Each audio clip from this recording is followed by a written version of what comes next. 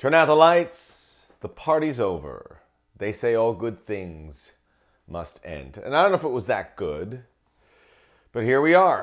It wasn't really good. The Copa America is over for the United States, and never really in my wildest imaginations that I think it would end here. I felt very confident that the U.S. would at the very least make a quarterfinals. I mean, it was a foregone conclusion. We spoke about it that way, which was my mistake, and I'm sure many others. Before we go any further, I want to congratulate the Canadians. And I know I have a lot of people tuning in from Panama based on the comments. So, al público panameño, felicidades, lo merecías. Good luck. You guys earned it. You took care of business. You navigated the tournament the way I wish the United States did. So, Panama, saludos a la marea roja. And maybe they get a surprise. I'm recording this the night of the U.S. Dismissal. So I don't know who Panama is going to play, but maybe Colombia, maybe Brazil. What a moment for them. It could have been ours. So we push on, and we're going to look back at the USA-Uruguay game. I don't want to pack everything into this episode. We were hoping we had a lot more to talk about over the next week or so. So we'll break it down. This is a very important stretch for the United States because they have to get it right. And I think most people believe that U.S. soccer is not going to react.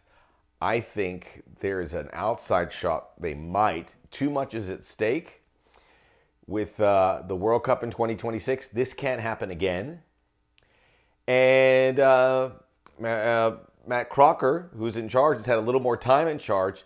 And as I said, he is a pretty savvy guy, and maybe he feels like he has something up his sleeve to accentuate. Because it's not just the change that should happen with the manager. And I want to thank Gregg Berhalter for his service. He came in and did a nice job, but these last year and a half or so has not been good. It hasn't been good. And part of it is how the players perform, which you've got to the players have to take responsibility, but the coach who oversees them has got to get the most out of the players, and Gregg Berhalter did not. So today, on the Soccer OG, check out the Soccer OG podcast, where all podcasts are available. We'll put a bow on this there. Like and subscribe is here. We'll be with you, man. Misery loves company, so stay put, and we can continue the discussion, because this is important work. And it was, again, social media is not the one-all, end-all, but, you're on there during this USA-Uruguay game. Everyone was tuned into this game. ESPN personalities, national personalities, all these folks were tuned in watching this game. And I'm sure it's going to get a big number. And Fox is going to be sick that they don't get at least one more game that can draw a big number, and TUDN as well. People were engaged, and you could see the power of soccer and what would have happened if the United States were able to move on. So USA joins Mexico out, Panama, Canada in, and I really appreciate what Panama and Canada did. Otherwise, this could be an embarrassing episode for CONCACAF. As I said in the past, part of the reason we're doing this Copa America is so that we can do it again.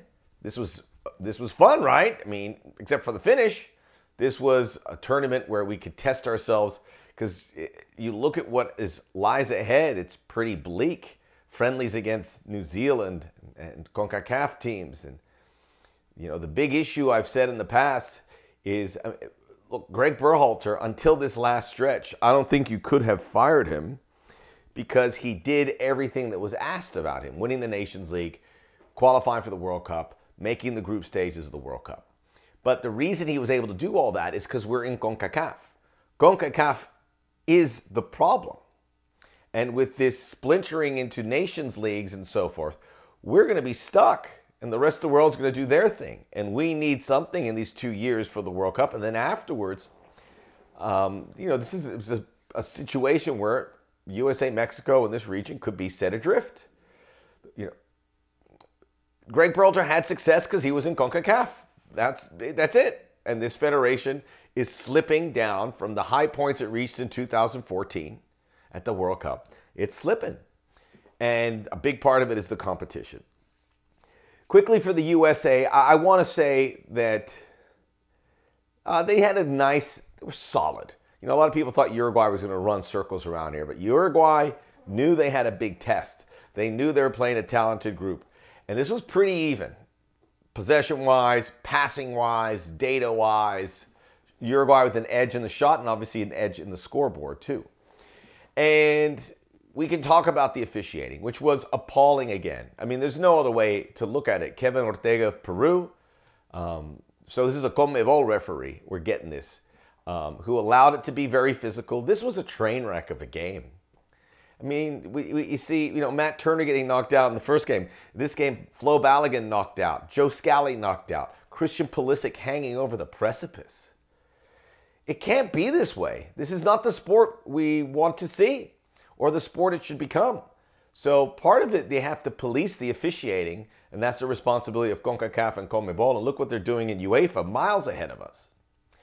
But until they change it, the USA has to adapt to play this game or they will be left in the pack, right? You've got to assume this is the officiating you're going to get. And from not protecting the players to the yellow card where play on was played to the offside decision, which is offside. The U.S. played well and Uruguay's an excellent team. So the U.S. showed that they belong. And that's part of the frustrating part too. So with regards to the officiating, that's a problem. But we're not going to sit here and dwell on it. Because the reality is the United States, when they needed it most, couldn't score a goal. Could not score a goal. They really didn't come that close either. At the end, they had a flurry. They couldn't execute. There were some nice moments. I thought Gio Reyna and Christian Pulisic had these great passes. We could see the talent there. Balogun's game was incomplete. There were some bad performances. Chris Richards continues to be a conundrum. Tim Ream, not great. Matt Turner's distribution was poor. Weston McKennie was poor. Yunus Musa was sloppy. There's too many question marks. And we blame this player base too. But again, the guy overseeing them has to be held accountable. And we'll get to Gregg Berhalter here in a moment. The United States would have, I hate to say this again, and I don't want to look back. The U.S. would have qualified because they would have beaten Panama if Tim Weah didn't get that red card. That set this all off in a horrible way. And that's unfortunately something he's going to live with. The United States 100% would be in the quarterfinals if that red card didn't happen. Any team that got a red card paid a heavy price. Chile got a red card. They couldn't get the goal against Canada. They are out. Red cards are poison. And that set the U.S. off in the wrong direction. It was a gallant effort. USA almost got help from Bolivia. I mean, there's some... this is an interesting one because people are giving Gregg Berhalter grief because he pointed out the score of the other game. And then quickly thereafter, Uruguay scored in a goal that should not have counted. And if the U.S. score late, if it's 0-0, they score a goal, they get through. But the not being able to score a goal is a big problem. And this U.S. team didn't show that it had what it was required with the home field advantage. Look, Germany's still alive in the Euros. Qatar won the Asian Championship. Ivory Coast won the AFCON. The U.S. could be the only team that... They're already the only team that didn't make the knockouts and the only team that didn't win it. Big problem. Outlier. Bad news. So, poor performances by these players, and we have to spin it... to finish that thought, sorry, I lost my train of thought. And when he's telling the team that it's 1-1, people are giving him grief and go for the goal. I get it. But information is king. You tell your I think you do tell your players what's going on in the other game. I don't think they're going to put their head down. But listen, if the game's late and Bolivia's going to tie that game, and you could risk losing the game by going forward, I understand why you tell the players. I'm not going to give Gregg Berhalter grief for that, even though it was very early still in the 58th minute. I still think you share that with your team. We don't keep secrets. So I'm fine with that. The U.S. team, they're big boys.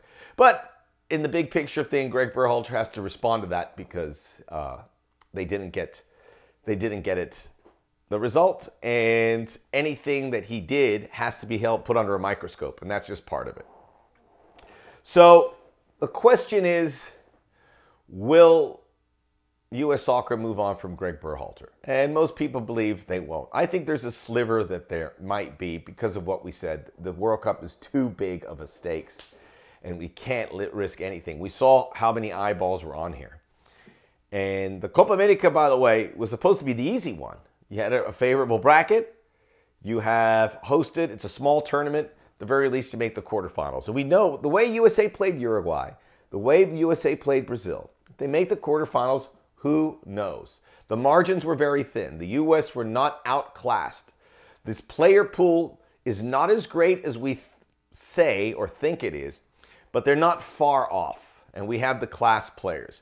Uruguay, if we played them 10 times, we would beat them a few times. They'd probably beat us a few more times, and there'd be a bunch of ties. Brazil, we'd be competitive. Even I'd like to see our chances against Colombia and Argentina. We're not far off, but we're not there yet. And we've got to see where we can fix this. The players, certainly a big issue. And I think the culture, which we hear a lot about, is something that you can fix. And normally when you have a player base that's okay with the coach because he's their bud and this, that, and the other, then if there's success there, you're all right. But when there's no success, then you've got to hammer down here. And you've got to be harder on the players. These players need a dose of reality. They need some discipline. They need someone to crack down on them. Maybe they repel if you do that, but this way, where you give them some wiggle room and you put your arm around there, and I'm not saying to treat them, like cattle, but it's got to be a little more severe, right? And maybe you rule with an iron fist. And you remind these guys when they're in a game like this, it's going to be physical, and you don't tolerate red cards. And if there's a coach, if Serginho Dest or Tim Weah got a red card like they did, and they were both bad ones, you crack down on them. And you eliminate that. And you create a culture where people are held accountable. It doesn't feel like it's that. And that falls on Gregg Berhalter, and that's why there has to be a change. It's in the U.S. soccer's best interest. I can't imagine with the malaise that we're feeling. And look, I am not a Gregg Berhalter apologist. I've given him the benefit of the doubt, and I think prior till now, there was no reason to fire him. But this is big. This is big. I mean, we were saying, and I said it, this is the biggest date for U.S. soccer since they played the Netherlands in the World Cup. But it's bigger than that. The game against the Netherlands was a reward. If we won, great, but we made it there, and we made the World Cup. We barely had to qualify for the Copa America. We made the World Cup, and we lost. This is similar to Cuba. This was the biggest date since Cuba, where there was so much at stake. If you win that game against Cuba, the world opens up to you. You're in the World Cup. Happy days are here again. You win this game and you make the quarterfinals, everything is in front of you. But if you don't, now we're going to come around on the 4th and 5th of July, and there's going to be a quarterfinals without the U.S., and it's going to sting. And it should never have happened. So this was, it's not missing out on the World Cup, but it's not far off. And this is a cataclysmic event for U.S. soccer. It had all this momentum, and it came to a screeching halt. You could almost say it was better if we didn't have the Copa America, if this was going to be the end result. This was closer to Cuba than what we saw at 2022. Hands down. And now we're here, feeling miserable. I feel the pit in my stomach. It's not going to go away, and we got to pick up the pieces. We have a more talented base. We have a better style of play. But the good news is we're going to be at the World Cup. But that's about it. And the players' situation is good, but it's not great. And now you have a group that's a little damaged. And this is a group that's in their hierarchy. But they're 22, 23, 24. A few guys younger like Reina and Musa. And then who's behind them? Do we have guys pushing this team? I don't know. So I'm going to lick my wounds. You should do it. Again, congratulations to Panama and Canada. We know what's in front of us. Let's stick together. Let's be positive. U.S. soccer can't just do business as usual and show they care. We know they've got their hands tied because it's a ma and pa organization. It always has been. People don't want to lose their jobs there. And it's also in an era of equal pay. It's hard to make a big highbrow coaching move. And these people that are crazy saying that we're going to bring in Jurgen Klopp, I know you're kidding. I think you're kidding, because that isn't going to happen. You need to get somebody that you can pay $2, $3, $4 million tops. But it can be an American, but it's got to be someone different, and it's got to be a different set of eyes, because this has gotten stale. The players aren't getting better, and certainly the results are not. Soccer OG will keep on being here. Check out the Soccer OG podcast, where all podcasts are available. Like and subscribe us here, and we'll be together soon. Happy days are ahead.